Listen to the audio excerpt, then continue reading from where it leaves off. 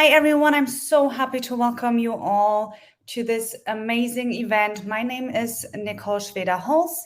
I am the Executive Director of ApexINSPIRE and the Area Director for Southern California. So I work with families and care professionals as well. I am so looking forward to our next speaker, Dr. Stephen Shore. Unfortunately, he gave us a short notice that he's not available today. He has something private. We all know that this can happen last minute, but I'm so happy to present a video of him that he recorded about the 3 A's. And yeah, I'm happy to show you the video. We will still collect all the questions, and he actually is working on his new presentation is about the 4 A's. He's going to be there on our next summit. He promised, he apologized, but I am happy to present you that awesome video of his presenting the 3 A's. Write down your... We're here to talk about autism. We're here to talk about using the idea of awareness as a launch pad to taking things to the next level, to acceptance, to appreciation. And that is what I refer to as the 3 A's of autism. We've had a lot of work in awareness. Organizations such as Autism Speaks, the Autism Society of America, many other organizations around the world have brought the level of awareness of autism to unprecedented levels. And that's great. But where is the next step? The next step, I believe, is acceptance. Acceptance that autism is here. And working with people on the autism spectrum, as opposed to doing things to people on the autism spectrum. The third A, appreciation. And that is where we see those of us on the autism spectrum valued for who we are, for the contributions that we can make to society. So on that note, let us look into the world of the autistic mind. And we have a couple of pictures here. There are some differences between these pictures, small differences between the picture on the top and on the bottom. And if you focus on these pictures, you will see perhaps that there's only 3 yellow boots, or whatever they're called, on the bottom of those poles on the bottom, but there's 4 in a row on the top. If we look at the zebra at the hind leg, at the bottom there seems to be a wide expanse of white, whereas the full complement of stripes is on the zebra on the top. If we look at the brown horse to the zebra's left, on the top there's a red bridle, on the bottom it's blue. Those are some of the differences that we see. Oh, by the way, it looks like somebody dropped a quarter or something on the floor in one of those pictures.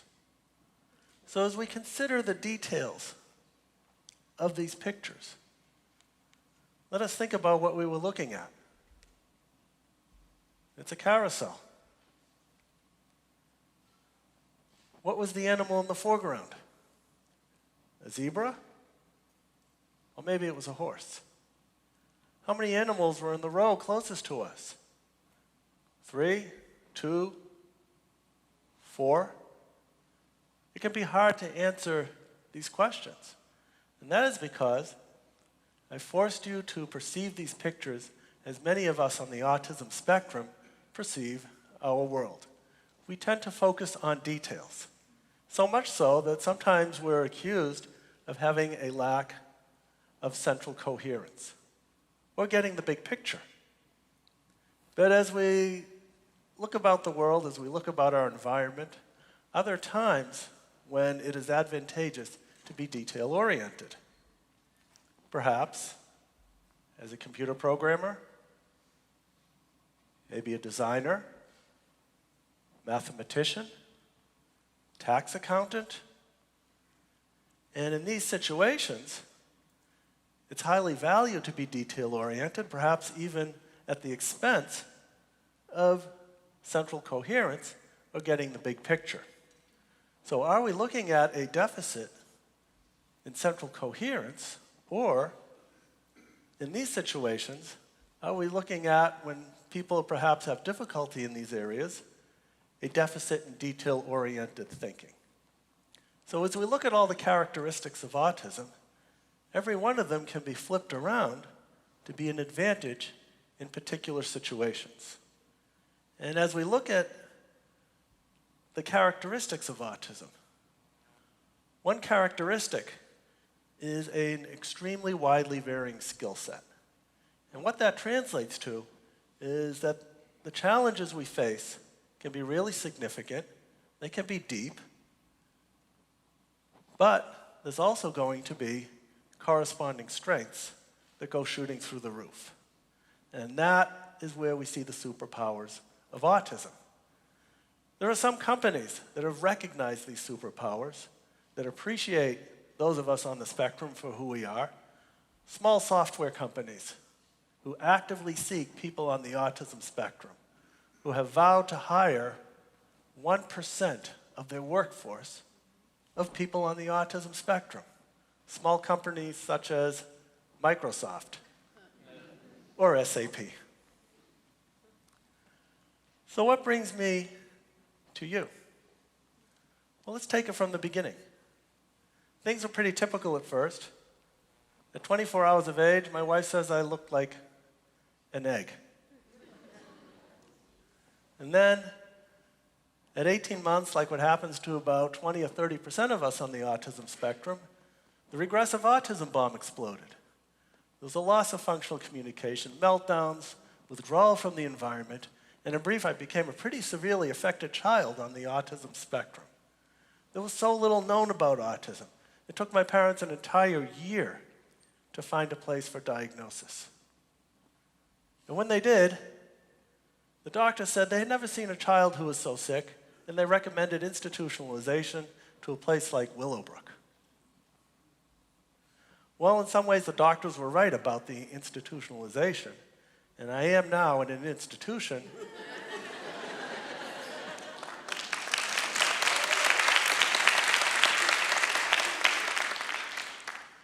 of higher education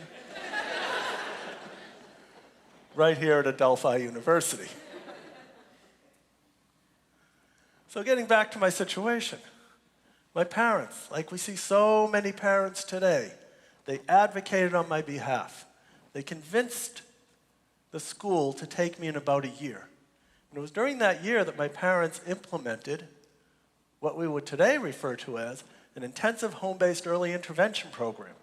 And this was a program emphasizing music, movement, sensory integration, narration, imitation, play-based therapy, therapies such as the Miller method, floor time, daily life therapy. This is terminology that we have today.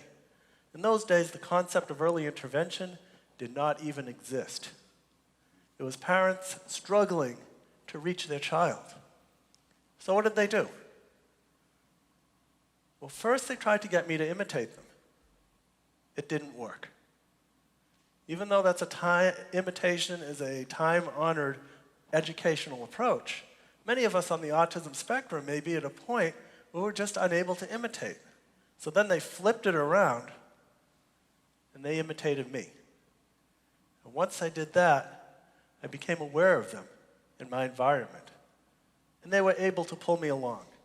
And I believe the key implication is, be it education, be it employment, be it friendship, be it involvement in the community, is that you first have to establish a trusting relationship with the individual. Then you can move on. And moving on, my parents understanding intuitively what I needed, appreciating what I needed, came into my lives, then they were able to bring me into theirs. With the work that my parents did, speech began to return at age 4. I got reevaluated by the school that initially rejected me.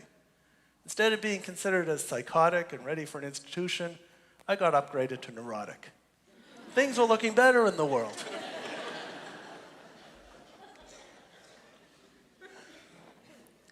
We often hear about, as the diagnosticians refer to it, as restricted interests of people on the autism spectrum. Well, my first restricted interest at age 4 was taking apart a watch very much like this. I was found in our kitchen, popping open the back of a watch like this with a sharp knife. I'd take out the motor, take out all the gears, the hands, play with them, and then put it all back together again. The watch still worked, and there weren't any pieces left over. My parents noticed this. They turned away from the closed door of disorder, deficit, and disability and looked at the open door of ability. And rather than autism being a bomb, perhaps autism can become da bomb.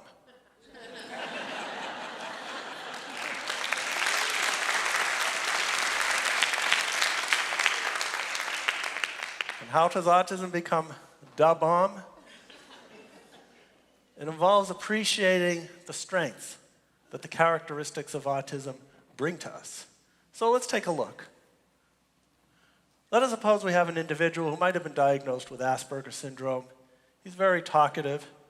He's an adult. And let us consider what the implications are of the characteristics of someone in this situation, say perhaps who works in a busy train station, such as Penn Station. And let's call him Robert. Let's look at the characteristics. Deficits in communication. That ranges from having difficulty in developing a reliable means of communication, all the way to, well, maybe someone like me who talks too much. And maybe that's what happens with Robert. The verbal characteristics of someone like Robert might be talking in a very detailed, factual, data-driven way, truthful, perhaps too truthful, repetitive. I think you get the idea. How many times have you asked someone to repeat directions when you're lost? So he provides these directions. And what about social interaction? Well, it's a brief greeting. The customer asks for directions or when a certain train leaves. He delivers them, and then they go away. So the social interaction piece works. And what about those interests? Instead of calling them a restricted interest, let's call them a focused interest, a passion, deep interest. And as a result, instead of where his coworkers have to look up this information in a reference, he's got it all memorized. As a result, because Robert is on the autism spectrum, because he has these characteristics, he outperforms his coworkers who don't have autism. And this is how we need to take a look at the autism spectrum, appreciating the strengths that those of us have. Now, what about those challenges? I think you will all agree that autism brings significant challenges. Otherwise, there wouldn't be so many people trying to figure it out. And we do need to address them, but we do need to be aware of the strengths as well.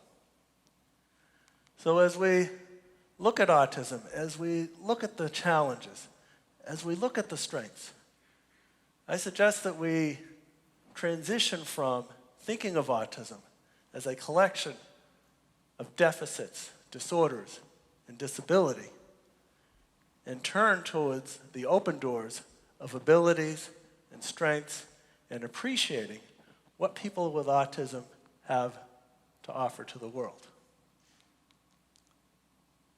And we can do that by considering the 3 steps, the 3 A's of autism.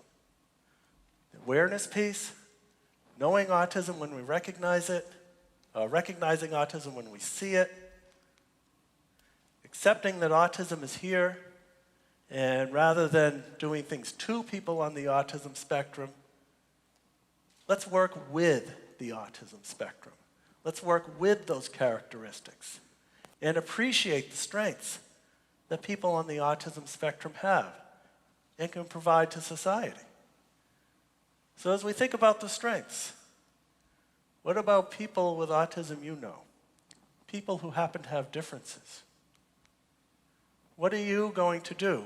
What steps are you going to take to climb the stairs of awareness and acceptance of people with differences in your lives?